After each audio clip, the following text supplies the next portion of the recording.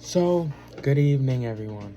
I just coming here because, as an elected official, I want to address two big issues, right? We have a crisis on our hands. Um, this is what I wanted to be elected for, to be the one who really pushes our people and molds us together to be able to handle the two issues I'm speaking about. And of course, living here, you know exactly the one I'm speaking about. We have juggernauts, and those are poverty and addiction. Now, while policy change is essential, and the candidate that was running against me had a large spectacle about policy change. Now, although this is an important piece to the puzzle of poverty and addiction and rectifying that and cleansing our beautiful home for everyone, it can't alone eradicate those challenges.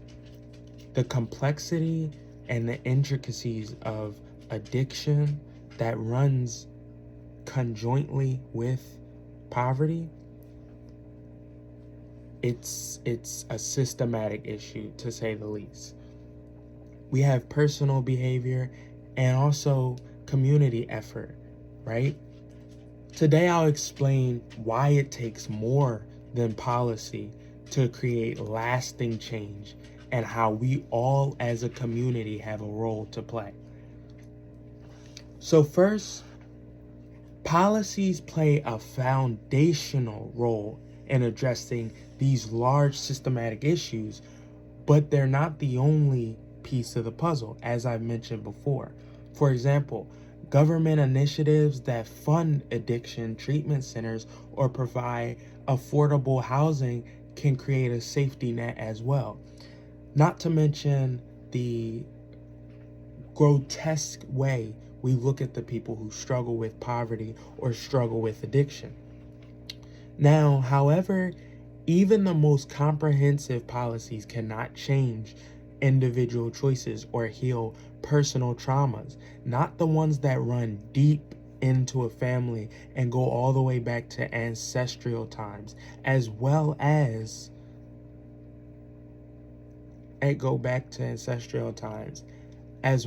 being tied to the culture of those people. We see that all the time. People being turned down for jobs because of how they look, who they are, what they identify as. These are things that push, as a society, those who already grew up with lesser to a further downturn. The war on drugs, for instance, focused on enforcement rather than rehabilitation. We saw things like that in the 80s. Stringent drug laws that were meant to sentence people with as little as you could find of anything like cocaine or weed, with long, abusive, oppressive sentences, because their goal wasn't to rehabilitate. Their goal was to eradicate and to eliminate those parties from the society, which we see is not sustainable. And while it aimed to address addiction, it missed the root cause of addiction. So, as highlighted in one of the readings that we did today, social change is a gradual process influenced by policies but driven by societal and individual action. Now, that means what we do as a communal effort and what we do individually. Now, change must happen at every level. We have our community, which is important and integral to the plan. We have our state level, and we have a national level. That is the puzzle. Now, when all pieces play their part, we get a beautiful picture of a utopia that we can have if everyone plays their part. At a community level, grassroots organizations and local initiatives provide tailored solutions. These understandings, the specific town, region, area, provide a more focused effort to what the national level and the state level will support. Now, at the state level, programs like Medicaid expansions, they have more resources at their disposal. It's just not as focused. That's why the community is still important in this stage of the game. They offer resources, but require those local leaders to ensure the effective implementation. Now, at a national level, policies create framework, right? But they can address the unique challenges of every community. It's the same issue with state level and national level. It's just state provides more resources and more backing. National, even more. And it provides backing and resources from other nations as well.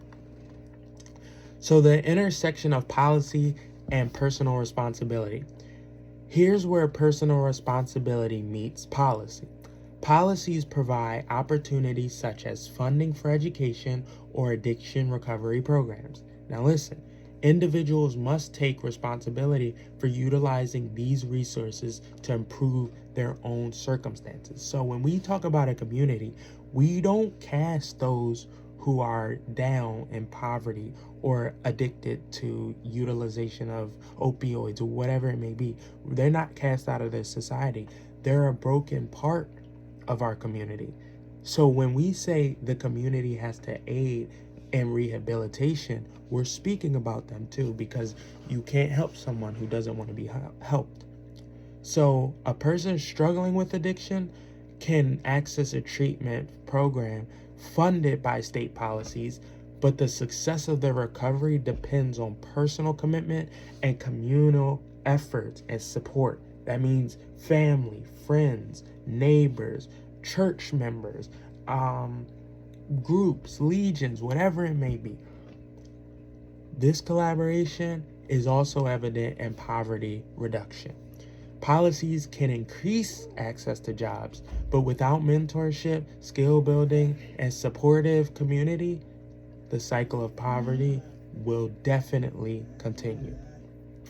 Now, we want to conclude with policies are essential tools for rehabilitation when it comes to addiction and the application of jobs for those in need, but they're not the sole solution.